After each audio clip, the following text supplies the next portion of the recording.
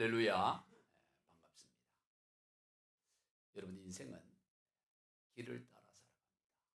오늘 여러분들이 교회 올 때도 길을 따라왔지요. 건물에 올라올 때도 복도의 길을 따라왔습니다. 모든 것에는 길이 있어요. 하늘에도 비행기가 그냥 가는 것 같지만 항로가 있고, 넓은 바다에도 배가 다니는 배로가 있는 것입니다. 그냥 마음대로 가는 게 아니고 다 길 따라 그렇게 움직입니다. 우리 인생이 그렇습니다. 축복도 생명도 은혜도 길 따라오고, 저주와 사망과 절망도 길 따라오는 것입니다. 그 길이 뭐냐? 말길입니다. 모든 복, 모든 생명, 모든 은혜 말길 따라오고요. 고난과 궁핍과 가난도 말길 따라오는 것입니다. 그가 하는 말을 따라 모든 좋은 것이든 좋지 않은 것든 다 말 따라오는 거예요. 그래서 잠언 18장 21절에 보면 죽고 사는 것이 혀의 힘에 달렸나니 혀의 열매를 먹으리라. 죽는 것도 혀의 힘, 말에 달린 것이고요. 사는 것도 말에 달린 것이고, 말의 열매 먹고 산다는 거예요. 그래서 하나님께서는 민수기 14장 28절에서 내가 내 귀에 들린 대로 행하겠다. 그리고 이사야 57장 19절에서도 입술의 열매를 창조하는 자 여호와가 말하노라. 하나님은 우리의 입술의 열매를 창조한다는 것입니다. 우리가 소망을 말하면 소망을 창조하시고, 믿음을 말하면 믿음을 창조하시고, 절망과 저주를 말하면 절망과 저주가 창조되어집니다. 그러므로 오늘 우리는 언제나 생명의 말, 믿음의 말, 소망의 말, 살리는 말, 그런 말만 해야 될 줄로 믿어요. 에베소 4장 29절에 보면 무릇 더러운 말은 너희 입 밖에도 내지 말라. 부정적인 말, 아이고 내가 해야 돼. 네가 안 해도 할 사람이 있어요. 오직 그거 하려고 하지 말아요. 그저 우리는 소망의 말, 남을 살리는 말, 생명의 말, 힘이 되는 말을 해야 됩니다. 우리 한번 해볼까요? 너무 좋습니다. 너무 행복합니다. 집사님을 뵈니 주님을 뵙듯 반갑습니다.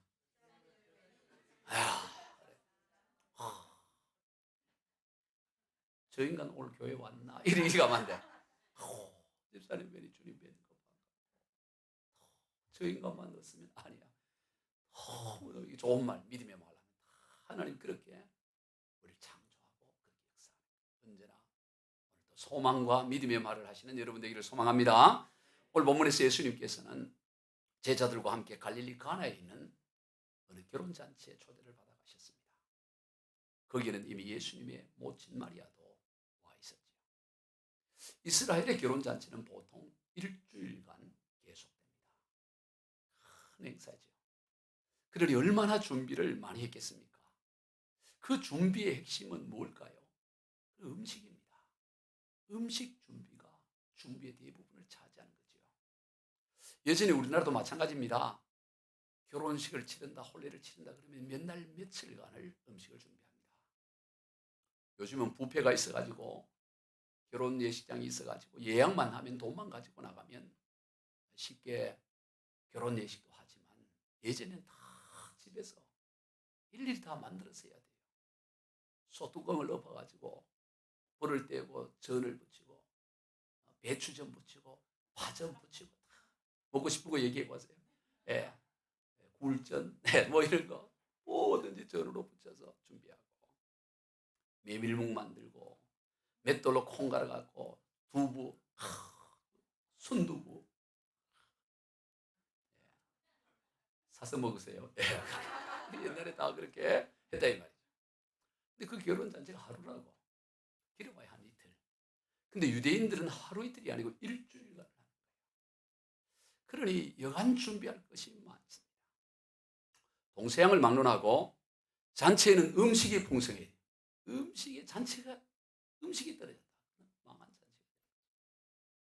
낭패가 되는 거예요. 그래서 올 손님들이 몇인가 다 계산하고, 그리고 거기에다가 넉넉하게 여분으로까지 다 딱 맞게 하는 게 아니에요. 언제나 더 여분으로. 근데 오늘 본문에서 결혼잔치에 포도주가 떨어지는 것이죠. 유대인들에게서 이 포도주는 단순한 술의 개념이 아닙니다. 저들에게서는 음료였고 잔치상에 반드시 있어야 될 음식이었던 거예요. 마치 우리나라 호남 지방에 있어서 잔치상에 홍어와 같은 거죠. 홍어는 단순한 해물이 아니에요. 홍어는 고등어랑 같은 취급받지 않습니다. 잔치에. 홍어 빠지면 아무리 음식을 풍성하게 해도 좋은 평가를 받지 못하는 것이죠. 안동, 영주, 봉화, 이 경상북도 이쪽에는, 이 북부 지역에는 문어가 그래요. 문어 빠지면 아무리 뭐 잔치해도 그 집 잔치 먹을 게 없더라 이렇게 나. 실컷 먹어놔도 그 집 잔치 먹을 게 없어요. 문어가 있어야 되고 홍어가 있어야 돼요. 오늘 본문에서 유대인들에게서 포도주가 그런 것입니다. 얼마나 좋은 포도주를 내놓느냐, 그것이 잔치를 잘 준비하는 기준이 되는 거죠. 그런데 그 포도주가 떨어진 것입니다. 예상보다 손님들이 많이 왔거나 아니면 포도주가 너무 많이 맛이 있어서 너무 한 사람당 적당히 먹어야 되는데 전부 곱빼기로 리필해서 먹어가지고 그래가지고 떨어졌든지 어쨌든 포도주가 떨어진 거예요. 결혼 잔치를 준비하면서 가장 신경을 써서 준비한 포도주가 떨어진 것입니다. 이 정도면 충분할 거야. 예전에도 다른 집도 보니까 이 정도면 충분해. 계산하게 여기에 그래도 좀 더 해놓지. 그렇게 했는 포도주가 도중에 떨어진 것입니다. 여러분, 오늘 우리의 인생이 그래요. 계산하고 또 계산하고 생각하고 또 생각하고 준비를 철저하게 해두었는데 자신의 생각과 계산과는 다르게 어느 날 갑자기 떨어질 때가 있다는 것입니다. 인생에 이런저런 포도주가 떨어질 때가 있습니다. 때마다 건강검진을 빠지지 않고 하고 적절한 운동도 다 하고 좋다는 것 먹고, 그런데 어느 날 건강에 포도주가 떨어져서 그런 일들이 나요. 열심히 밤낮 쉬지 않고 사업에 혼이 나고 가정도 안 돌보고 오직 사업. 그런데 어느 날 부도라는 포도주가 떨어질 때가 있고요. 다니는 회사를 위해서 남들보다 1시간 30분 일찍 출근하고 퇴근도 더 늦게 하고 죽으라고 했는데 어느 날 정리해고라는 포도주가 떨어질 때가 있다. 사람과의 관계에 포도주가 떨어질 때도 있습니다. 그래서 마치 세상에 나 하나밖에 없는 것 같은 그런 느낌을 받기도 합니다. 돈이 떨어지기도 하고 기력이 떨어지기도 하고 세상에 생각지도 못하는 떨어지는 일들이 종종 있다는 거예요. 아무리 철저하게 준비해도 떨어져요. 작은 것 다른 건 다 되는데 그거 하나 때문에, 그 작은 거 하나 때문에 모든 것이 무의미해지는 그런 인생의 포도주가 떨어질 때가 있다라는 것입니다. 인생은 누구도 완벽하게 준비할 수가 없어요. 누구도 이 정도 되면 충분해 그렇게 준비할 수 있는 게 없습니다. 꿈에도 생각하지 못했던 곳에 부족함이 드러나서 그 부족함 때문에 전체가 무너져 내리는 경우들이 있습니다. 세계적인 기업 애플사, 그를 창업했던 스티븐 잡스가 2011년도에 그의 나이 56세 때 세상을 떠났어요. 여러분, 애플사가 우리는 뭐 애플, 삼성 뭐 이러니까 거의 우리 삼성하고 비슷하다 이렇게 생각하시지만 이 애플이라는 회사가 얼마나 굉장하냐면 지난 9월 2일 날 발표된 자료에 따르면 시가총액이 우리 돈으로 3,447조 원이 된대. 애플이. 놀라질랐네. 3,400원이 아니고 3,447조라고, 조. 억도 아니고 조원. 조라고 들어보셨어요? 삼성전자가 얼마냐? 삼성전자 전부 시가총액이 384조야. 애플이 삼성 우리나라 LG, SK 우리나라 시가 모든 코스닥, 코스피 다 합쳐도 애플 하나보다 못해.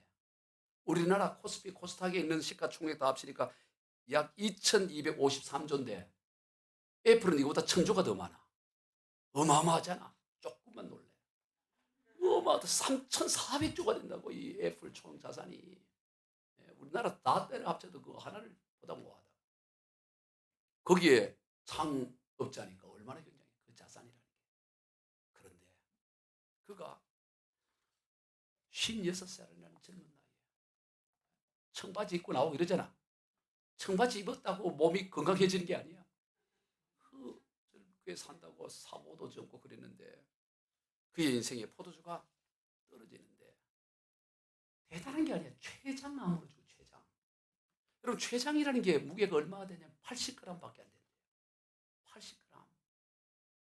100g도 안 되는 이 췌장암이 걸려서 그 세계적인 기업의 창업자인 스티븐 잡스도 생명이 떨어지고 60을 못 넘기고 가요.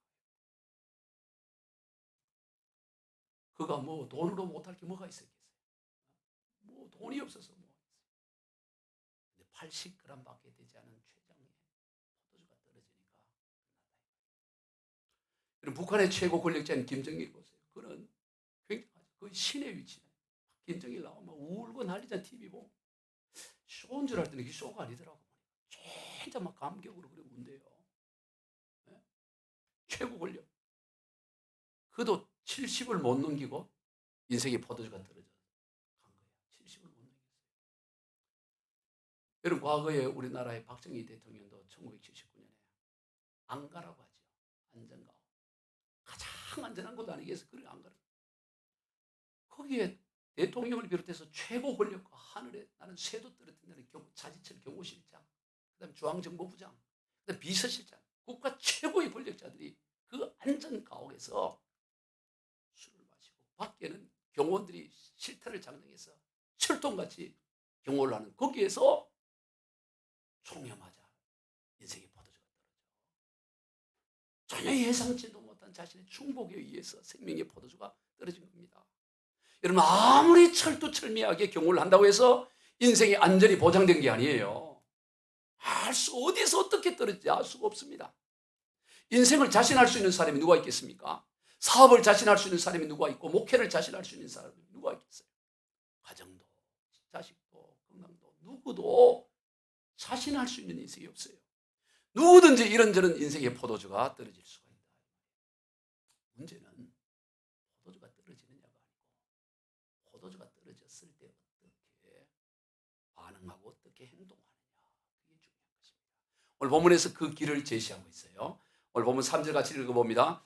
포도주가 떨어진지라 예수의 어머니가 예수께 이르되 저들에게 포도주가 없다 하니 아무도 이 마리아는 결혼 잔치를 돕고 있는 그런 뭐 전을 붙이거나 이렇게 함께 일을 하고 있었기 때문에 이 포도주가 떨어진 사실을 제일 먼저 알을 수 있었겠죠. 누구보다도. 그리고 달리 포도주를 대체할 어떤 길도 없다는 것을 잘 알고 있었을 것입니다. 그래서 예수님 앞에 그 문제를 상의를 하여 왜 포도주 떨어졌는데 예수님 앞에 가서 포도주가 떨어졌다는 사실을 알릴까요? 왜냐하면 마리아는 누구보다도 그 자리에 있는 어떤 사람보다도 예수님이 누구신지를 잘 알고 있었기 때문이에요. 비록 자신이 배를 아파서 낳은 10달을 품었다 낳은 아들이지만 그 수태하기까지 천사 가브리엘을 통해서 난 말을 비롯하여 여러 과정을 통해서 예수님이 누구신지에 대한 분명한 이해와 믿음이 있었던 것입니다. 그래서 이 마리아는 예수님께 문제의 심각성을 알리는 거예요. 마리아는 이 포도주가 떨어진 이 문제 앞에서 우왕좌왕하지 않았습니다. 아이고 큰일 났구나 어떡하지? 어떻게 이 문제 해결을 그러지 않고 예수님 앞에 나가 그 문제를 상의하는 걸 봅니다. 여러분 오늘 우리도 그래야 돼요. 우리 인생의 앞에 우리 인생이라는 이 잔치 앞에 우리 주님이 함께 계신다는 사실. 그 주님 앞에 내 인생에 이런저런 포도주가 떨어졌을 때 제일 먼저 주님 내 포도주가 떨어졌어요. 이런 문제가 생겨났어요 하고 주님 앞에 나가야 돼요. 그런데 가만히 보면 포도주가 떨어지면 나갈 생각조차 하지 않아. 나갈 생각을 안 해요. 왜? 아니 포도주 떨어진 거랑 주님이랑 뭔 상관이 있어? 길이 없는데 이 포도 떨어졌는데 뭘 주님한테 간들 주님이 뭘 어떻게 할 수 있겠어? 그렇게 생각하고 주님 앞에 나가 상의를 하려고 하지 않습니다. 이건 그저 내가 해야 될 문제라고 생각하는 거예요. 포도주 떨어진 거 그거 뭐 어디 시장 가서 뭐 하든가 사람들한테 가서 빌려오든가 그건 내가 해야 될 문제지 이거 주님 앞에 상의해서 될 문제라 이렇게 생각하지 않는다 이 말이에요. 거기에서 주님의 역사를 보지를 못하는 것입니다. 사람들이 그래도 어느 정도 길이 있을 때 기도를 해요. 가만히 보면. 아 주님 이런 방법이 있고 이런 방법이 있는데 내게 이런 방법 보여주세요. 이런 방법 되게 해주세요. 이런 기도를 해요. 가능성이 있으니까. 근데 아예 가능성이 보이지 않으면 기도하려고 하지 않아요. 하나님을 자기 수준화시키는 거죠. 그래서 하나님의 역사를 보지 못하는 거예요. 왜 우리가 창조주 하나님의 역사를 보지 못하느냐? 하나님을 자기 스스로 제한해버리기 때문이야. 그런데 주님 뭐라 그러냐? 내가 길이요 진리요. 야, 길이 없는 게 아니야. 주님 자신이 길이라고 말하는 거예요. 주님 자신이 길이기 때문에 길이 없을 때 우리는 더욱더 주님 앞에 나가서 주님 내게 이런 상황입니다 하고 주님 앞에 아뢰야 돼. 그게 기도인 거죠. 예수님 자신이 길. 길 대신 주님 앞에 나갈 때 거기에서 길을 만나게 되는 게 신앙생활. 찬송가 375장에 보면 나는 갈 길을 모르니 주여 인도하소서. 길이 어딘지를 몰라. 잘 모른다고. 어디 가야 좋을지도 잘 모르고. 아이같이 어린이 나를 도와주소서. 힘도 없고 약한 나. 여러분 우리 인생길을 한 번도 갈아본 적이 없잖아요. 여기서 한번 가보고 돌아온 사람이 있나요? 아무도. 그러니까 어디로 가야 될지도 모르고 이게 가는 게 바른 건지 바른 선택인지 잘 몰라요. 우리 인생은. 그러나 상관없어요. 인도자 대신 주님 바라보면 가면 되는 것입니다. 주님이 내 인생 인도하니까. 어려서 잘 모를 수 있어요. 그러나 주님이 도와주시니까 아이같이 어린이 나를 도와주소서. 도와줄 주님이 계시기 때문에 그 도와주실 주님 바라보고 가는 게 믿음의 길인 거죠. 그러므로 우리가 인생의 포도주가 떨어질 때를 너무 걱정하고 야 인생 이러다가 망하면 어떨까? 포도주 떨어지면 어떨까? 그래 절망하고 두려워할 거 없어요. 우리의 길 되시고 우리의 보호자 되신 주님 바라보고 그냥 가는 겁니다. 믿음의 길을. 언제나 우리에게 든든한 보루가 있다는 것을 믿고 가는 거예요. 담대하게 나가는 겁니다. 떨어지면 어떻게 해요? 다시 일어서면 되는 거예요. 왜? 주님이 이렇게 주니까 염려할 게 없습니다. 이 캘리포니아주에 있는 이 샌프란시스코에 골든 게이트 브리지라는 다리, 금문교 여러분 들어봤죠? 골든 게이트 브리지. 이 다리가 1937년에 완공이 되었는데 1937년에 완공되고 1964년에 이르기까지 약 30년간 세계에서 가장 긴 다리였어요. 이 길이가 얼마였냐? 2737. 골든 게이트 협곡에 해협에 건설했다고. 세계 최대의 다리로 한 30년간 있었던 이 금문교가 이게 건설할 때 이 나무 그 해협에서 그 다리를 건설하는데 그 건설업자들이 1년에 23명씩 떨어져 죽었대. 건설하다가 다리. 우리도 요 한강 건설하다가 많은 분들이 사망하잖아요. 우리 그 잘 모르지만 큰 공사하다 보면 사망자들이 많이 나요. 예, 그런데 이 금문교를 1년에 23명이 건설하다가 떨어져서 죽는 거예요. 그래서 건설회사는 이 안전을 위해서 거대한 그물망을 깔아놓았답니다. 떨어져도 죽지 않도록. 그랬더니 사람들이 떨어지지 않는 일들이 일어나더라는 거예요. 우리 생각에는 뭐 이렇게 그물까지 해놨으니까 에이 모르면 떨어지지 뭐 이렇게 생각할 수도 있잖아요. 하다가 실수도 있고. 그런데 오히려 그물망을 해놓고 떨어져도 안 죽는다 그러니까 더 안 떨어지더라는 거야. 그전에 떨어지면 죽는다 그래서 막 조심조심만 막 떨어지는데 이 떨어져도 괜찮다 생각하니까 사람의 마음이 편안해지고 안정적으로 공사를 하다 보니까 떨어져 죽지도 않고 그리고 이 공사의 진척 속도도 20%가 더 빨리 되더라는 거예요. 왜? 믿고 하니까. 담대하게 하는 거예요. 여러분 오늘 우리의 인생도 마찬가지예요. 든든한 그물망 대신 주님이 언제나 우리와 함께하고 있음을 믿을 때 우리는 담대하게 나가요. 우리가 막 두렵고 한다고 조심한다고 되어지는 게 아닙니다. 주님 바라보면서 믿음으로 성큼성큼 가는 거예요. 그 떨어지면 그물망이 있으니까 다시 또 올라오면 되는 거고 문제될 거 없다고. 조심한다고 인생이 더 빠르게 더 풍성하게 살아가는 게 아니에요. 믿음으로 살아가는 것입니다. 그래서 우리 찬송가에도 보면 거친 세상에서 실패하거든 죽어버려라. 그러지 않고 뭐라 그래요? 거친 세상에서 실패하거든 그 손 못자국 만져라. 실패하면 뭐 하면 돼요? 그 손 십자가 못 박힌 주님의 손 잡으면 된다 이 말이에요. 실패를 너무 두려워하지 마시기 바라요. 아이고 실패하면 어떨까 이러다 망하면 어떨까 너무 염려하지 말아요. 그물망이 있다고 그물. 거친 세상에서 실패하거든 그 손 못자국 만져라. 고된 일 하다가 힘을 얻으리 그 손못 자국만 져라. 그 손못 자국만 져라. 그 손못 자국만 져라. 주관을 인도하시리.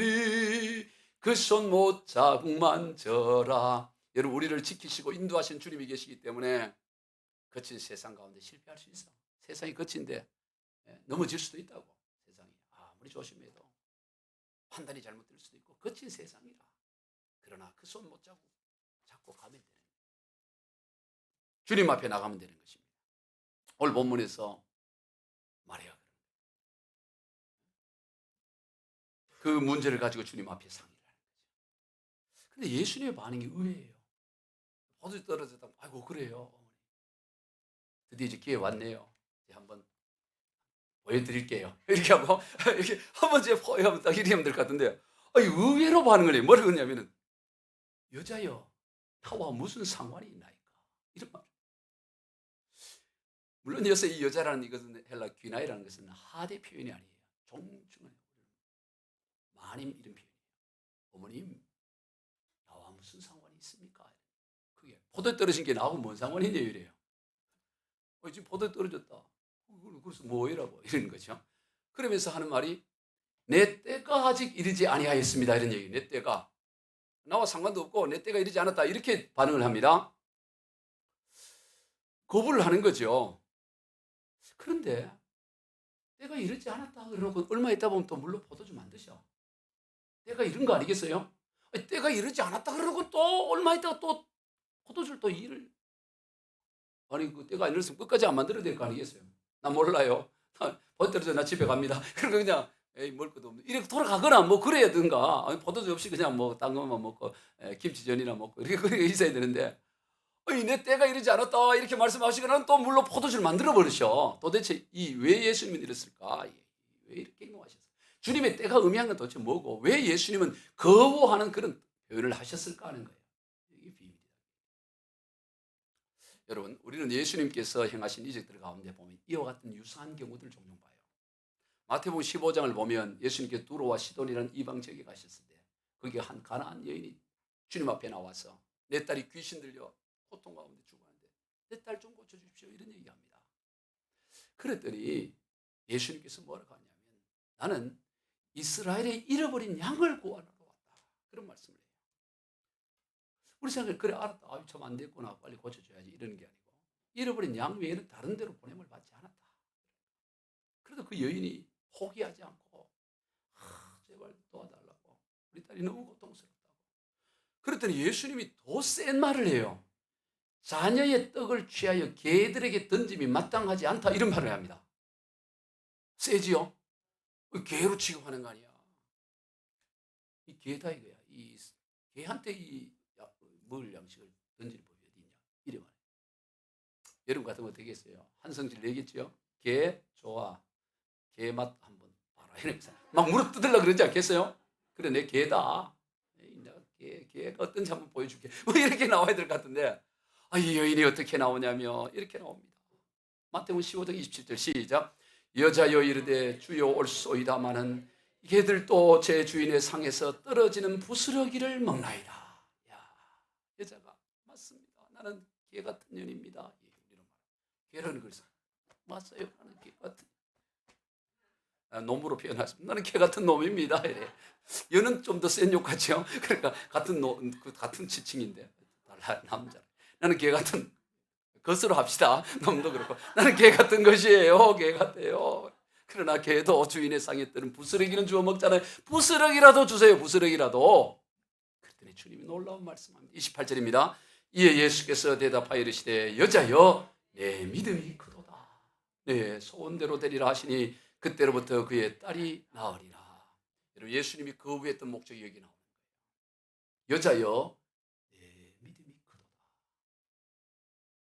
여인의 믿음, 여자의 믿음을 주님은 요구하고 계셨던 것입니다.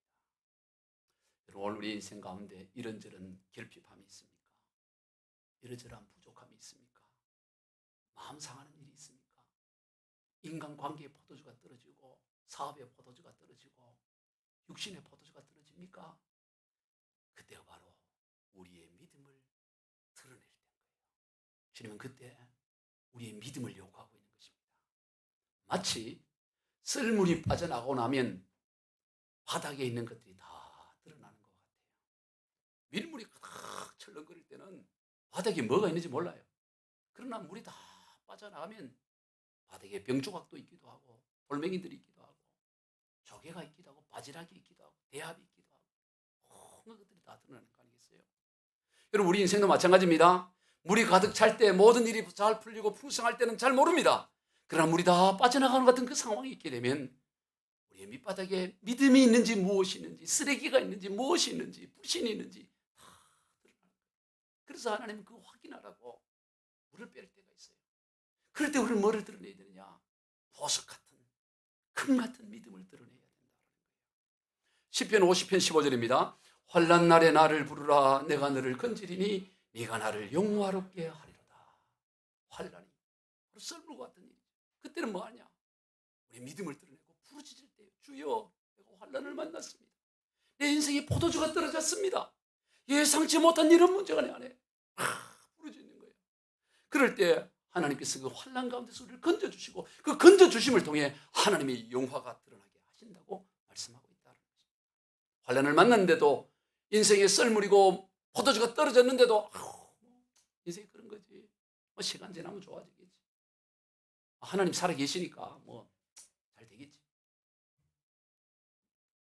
그런다고 해서 하나님의 때가 도래하는 게 아니에요. 따라해봅시다. 하나님의 때는 우리의 믿음이 결정한다. 여러분, 우리의 믿음이 드러날 때 그때가 바로 하나님의 때인 것이에요. 그냥 시간의 길이만이 그게 하나님의 때가 오는 게 아닙니다. 어떤 시간이든 우리 믿음을 드러내면 그때가 하나님이 이래. 주님이 지금 아직 내 때가 이르지 아니하였다 하고 나서 바로 주님이 역사하셨던 것은 그때가 바로 이르렀기 때문에. 왜? 믿음을 드러냈기 때문에. 오늘 본문에서 바로 마리아를 통해서 그 믿음이 드러나는데요. 5절 읽어봅시다. 그의 어머니가 하인들에게 이르되 너희에게 무슨 말씀을 하시든지 그대로 하라 하니라. 무슨 말을 하든지 다 따라해라. 믿고 순종해라는 거예요. 그 마리아의 말을 듣고 하인들이 그대로 하는데 주님께서 항아리에 물을 가득 채우라. 돌 항아리가 6개, 큰 항아리가 6개. 그 왜 항아리였냐면 손님들이 잔치하러 올 때 그 중동에서 문화는 손님이 오면 손과 발을 씻을 수 있는 물을 내주잖아요. 그러니까 큰 돌 항아리 6개가 있었다는 것은 그만큼 손님이 많이 왔다는 거예요. 큰 잔치인 거죠. 그러나 이미 손님들 와서 잔치를 하고 지금 며칠이 지난지 몰라요. 포도주가 떨어지니까 당일을 잔치하자마자 떨어지진 않았을 거 아니겠어요. 이래 같으면 최소 5째, 6째 날 정도 됐을 때 떨어지지 않았겠어요? 아니면 마지막 날이랑 시작하자마자 떨어져 본 걸 뭐 준비를 안 했다는 거니까. 그러니까 이미 손님들은 다 왔고 다 씻고 다 그랬고 그 항아리가 비어요. 거기에 주님이 물을 채우라 말을 하는 거예요. 그때는 하인들이 물을 떠다가 그 항아리에 아귀까지 가득 채웁니다. 지금 필요한 것은 손발을 씻는 물이 아니잖아요. 지금 필요한 건 포도주예요. 그런데 주님은 생뚱맞게 항아리에 물을 채우라 그래 말씀한다 이 말이에요. 어디 가면 좋은 포도주가 많이 있다.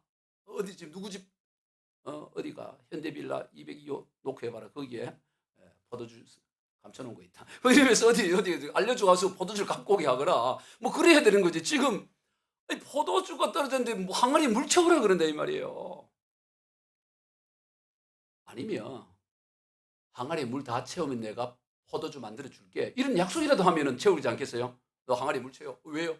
채워봐. 채우면 내가 능력을 해서 물로 포도주 만들어서 최상의 포도주 만들어 줄 테니까 채워. 이러면 그건 또 이해가 될 거 아니겠어요? 그래도 그럴까? 이러면서 뭐 또 이렇게 또 할 수 있는데 아무 말씀도 안 하시고 그냥 항아리에 물 채우라 그런다 이 말씀이죠.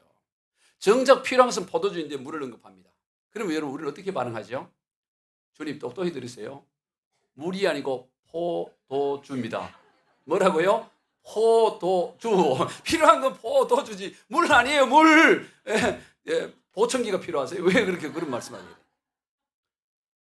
그래서 주님 말씀에 순종하지 않아요. 건강의 문제를 놓고 기도하는데 주님은 용서해라 그런 얘기를 해요. 용서해라. 아니 내가 지금 몸이 안 좋다고요. 몸이 지금 아랫배가 아프고 뭐 뒤통수 땡기고 이 몸이 안 좋은데 용서는 또 뭔 용서냐고. 몸이 안 좋다고. 근데 주님은 계속 용서하라. 그래 순종하지 않는 거예요. 돈이 없고 물질이 부족하여 돈을 좀 달라고, 물질 재정 좀 달라고 기도하는데 주님은 뭐라 그러냐? 베풀어라 그래요. 헌금하라, 헌신하라 그래요. 하나님께 드리고 이웃에게 베풀어라 그런 말을 합니다. 그럼 우리는 말하죠. 아니, 지금 제가 돈이 필요하다고, 돈 들어보세요. 돈, 머니 영어로 돈을 달라고요. 근데 주님은 베풀어라 이래요. 그래서 순종하지 않습니다. 참 여러분, 하나님의 말씀에 순종한다는 게 설교 들을 때는 할 것 같은데 막상 현실에 부딪히면 내 생각과 다르다 이 말이에요. 주님 요구가. 그래서 순종을 못해요. 성남시 복중동에 가면 이 선한 목자 교회라고 있습니다. 유기성 목사님이라고. 그 교회를 2003년도에 유기성 목사님이 감리교회예요. 부임을 하셨는데 당시 그 교회는 교회를 건축을 하다가 부도 상태가 돼서 성전 건축이 중단된 채 빚만 수백억이 있었어요. 8,000평 예배당을 건축하고 그랬었는데 이 어려움이 와서 전임 목사님이 사임을 해버리고 그래서 유 목사님이 부임을 하게 됐는데 은행 빚이 250억이 있고 갚아야 될 매주 한 달이 아니야 매주 갚아야 될 이자가 4천만 원이야. 매주. 교인은 몇 명? 500명. 다 흩어지고 500명. 그러니 그 목사님이 어떻게 되겠어요? 기가 찰 일 아니겠어요? 기도하는 거죠.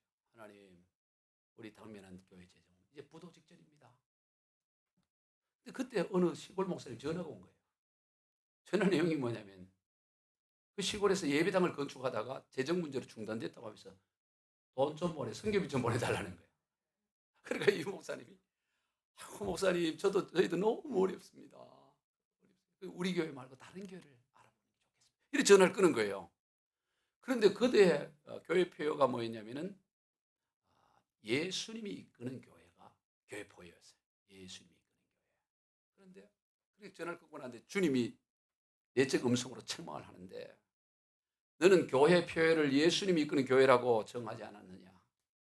그런데 너는 내 망신을 다 시키고 있구나. 이런 책망을 하는 거예요. 그 책망을 듣고 이 목사님이 다시 시골교회 목사님 전화를 한 거예요.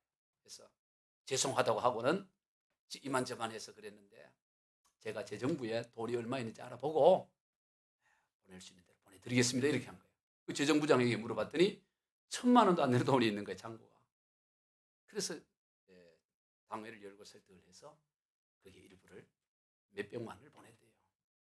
그러면서 그 돈을 보낸 이후로부터 교회가 부흥이 되기 시작하는 분위기가. 그리고 이제 본당을 이제 다시 융자를 얻어서 막 건축을 하고 하는데 이 참 만만치 않는 거죠.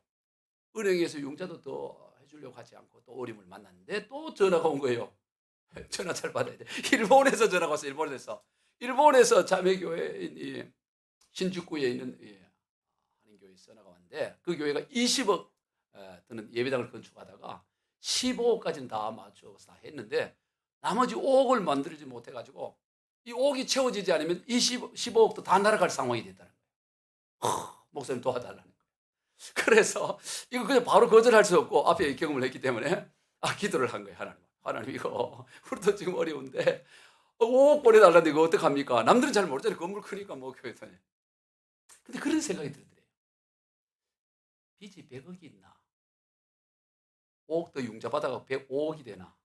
그럼 뭐 별 차이 없지 않냐? 이런 생각이 들어요. 250억이나 255억이나 뭐 그게 그거 아니겠나? 이런 생각이 들어가지고 보내야 됐다는 마음이 보내야 돼. 5억을 더 융자를 받아서 돈은 없으니까. 그래서 장로님들 모아놓고 얘기를 했더니 그 장로님들도 그거 다 수긍을 하더래요. 당회가. 그리고 또 교인들을 모아놓고 했더니 교인들도 아마 자포자기인 것 같아. 에라이 뭐 어제 그리고 이제 그 믿음인지 뭔지 모르겠지만 어쨌든 그래서 다 동의를 해서 5억을 은행이 융자를 받아 보냈대요. 그 위에 여러분 선한 목자 교회 어떻게 됐을까요? 망해버렸을까요? 부도나고 빚 다 갚고 헌당 잘하고 지금은 1만 명 정도가 모이는 한국의 건강한 교회가 되었어요. 할렐루야. 우리 교회 다니다 딴 교회 갈 사람이 걸로 가요. 내가 아주 유 목사님, 다른 교회는 내가 허용을 해. 아주 훌륭해요. 근처에서는 유기성 목사님 내년에 퇴임에 일찍 퇴임한다. 그러니까 가지 말아요. 어차피 이제 퇴임하니까. 여러분 하나님은 우리의 믿음 가운데 일을 행하십니다. 먼저 믿음을 요구해요. 순종을 요구하신다. 그 길을 통과해야 돼. 근데 자기 생각하고 통과를 안 하려고 그래. 오늘 본문의 사인들은 돌 항아리들에다가 물을 가득 채우라는 주님의 말씀에 순종 그대로 하는데 물을 얼마나 채우냐? 아귀까지 가득 채워요. 여러분 이게 사실 쉽지가 않습니다. 떨어진 포도주 좀 빨리 해결해야 되는데 지금 시간이 급하잖아요. 빨리 시장에도 가야 되고 뭐 손님들은 왜 안 나와? 포도주 빨리 줘. 오라고 막 소리를 지르고 빨리 움직여야 될 시간 아니에요. 근데 그 시간에 항아리 물을 채우는데 그 채우더라도 그냥 대충 채우고 한 절반만 채우고 대충 이렇게 채우고 그럴 수도 있는데 그걸 하기까지 가득 채우다 이 말이에요. 여러분 오늘 우리들도 주님의 말씀에 온전히 아기까지 채우는 순종이 필요합니다. 순종 안에 흉내 내지 말고 온전히 목숨 걸고 온전히 순종하는 거예요. 지금 현실과는 상관없는 무의미한 행동 같을지라도 주님이 말씀하셨기에 묵묵히 항아리를 가득 아기까지 채우는 것입니다. 오늘 본문의 하인들이 그랬어요. 그러자 주님께서 이제 그 물을 떠다 갖다 주라는 거예요. 이거 더 황당한 거죠. 아니 만들어 놓고 떠다 준 것도 아니고 지금 포도주 달라 그러는데 물 떠다 주잖아요. 그거 가서 싸대기 만들 수 있겠죠. 이거 뭐야 지금 날 놀리는 거야 이래. 그 떠다 갖다 주라는 거야. 그런데 그 하인들이 또 그걸 떠다 갖다 줘. 야 하인들도 나중에 천국 가면 이 하인들 인터뷰 좀 해봐야 되겠어. 꼭 찾아가. 그 천국 어디 사는지 수소문 내가지고 아이고 참 형님 참 대단하다. 그랬더니 거기에 그 손님들이 마셨는데 이게 막 최고의 포도주야. 천상의 포도주니까. 발렌타인 30년 산 비교가 안 돼. 한 3,000년 산 정도 되는 거예요. 최고의. 여러분 보세요. 조금 전까지만 해도 포도주가 떨어져 최악의 그런 잔치가 될 상황이었어요. 그런데 주님이 개입을 하시니까 최상의 결혼잔치로 바뀌어요. 여러분 우리의 인생이 최악의 상황이 있습니다. 야 이제 끝났구나. 큰일 났구나. 그걸 주님 앞에 갖고 나가서 우리의 믿음을 드러내고 주님 앞에 그걸 들고 나가면 그게 바뀌어지는데 최상의 역전의 역사가 이게 신앙생활의 묘미 아니에요. 여러분 이런 맛을 누리는 거예요. 이 맛을. 누가복음 5장을 보면 어부였던 시몬이 밤새 바다에 그물을 내리는데 물고기를 그럴 따라 한 마리도 못 잡아요. 어부 생활 최악의 날입니다. 이런 날은 없었어. 아무리 못 잡아도 몇 마리 잡는데 그럴 따라 한 마리도 못 잡아. 최악의 날입니다. 그런데 주님께서 그 개입하시죠. 깊은 데 가서 그물을 내리라 그랬더니 얼마나 많이 잡는지. 누가복음 5장 5절 한번 읽어봅시다. 시작. 시몬이 대답하여 이르되 선생님 우리들이 밤이 새도록 수고했을 때 잡은 것이 없지만은 말씀에 의지하여 내가 그물을 내리다. 최악의 그 어부 생활 최악의 날이었는데 말씀에 의지하여 내렸더니 어떤 날이 됩니까? 5장 6절 시작. 그렇게 하니 고기를 잡은 것이 심히 많아 그물이 찢어지는지라 이에 다른 배에 있는 동물들에게 송조하여 와서 도와달라 하니 그들이 와서 2배 채움에 잠기게 되었더라. 이야, 여러분 이런 날이 없었어. 한 번 그물 던져갖고 배를 2배를 채울 정도면 이거 어떻게 돼야 배를 2배나 채워 배가 가라앉을 정도야. 우와 이거 도대체 이것도 또 신비해. 이거 어떻게 해서 이렇게 돼? 여러분 주님이 개입하면 우리 인생 최악의 날이 최상의 날이 되는 줄로 믿습니다. 주님 앞에 나가면 그래서 주님은 우리에게 썰물을 허용하시는 거예요. 썰물을 허용하는 게 뭐냐? 우리를 망하게 하고 절망하게 하는 게 아니라 너 이때 너 바닥에 있는 믿음 드러내봐. 믿음 드러내봐. 그러면 내가 천상의 잔치, 천상의 포도주, 인생의 포도주가 떨어질 때 그걸 갖고 주님 앞에 나가 믿음을 드러내면 천상의 포도주를 맛보는 역사가 일어난다는 거예요. 이런 말씀을 정리합니다. 우리 인생은 아무리 준비하고 또 준비하고 계산하고 또 계산해도 인생의 포도주가 떨어지는 날이 있어요. 도무지 어찌할 수가 없어요. 여러분 그때는 오직 주님을 바라볼 때예요. 그리고 염려할 거 없어요. 너무 준비 완벽하게 하려고 하지 말아요. 우리 청년들 결혼할 때는 너무 완벽하게 준비하려고 하지 말고 사업할 때는 너무 완벽하게 하려고 하지 말고 너무 완벽하게 하지 말아요. 그냥 하나님 믿고 그렇다고 뭐 대충 이게 하는 게 아니고 너무 노심초사하고 그럴 거 없어. 그래 한다고 하고 되는 게 아니야. 우리 주님 믿고 믿음으로 발을 내딛는 거야. 주님 바라보는 거야. 주님 바라보는 거야. 거친 세상에 실패해도 돼. 상관없어. 그 손 못 잡고 나가면 된다. 그렇게 하고 그럴 때 설령 어려움을 만나도 계속해서 믿음으로 돌파해 나가면 세상을 경험하는 역사가 있을 것입니다. 우리 모두 그러한 인생 다 되시길 주 예수 그리스도 이름으로 축원드립니다. 기도하겠습니다. 하나님 아버지 감사합니다. 오늘 또 말씀으로 우리를 찾아와 주시고 하나님 인생의 포도주가 전혀 예상치 못한 데서 떨어질 때에 주여 우리 그 인생의 포도주를 통해 천상의 포도주를 맛보는 삶이 되게 하여 주옵소서. 예수님의 이름으로 축복하며 기도하옵나이다. 아멘. 찬송가 213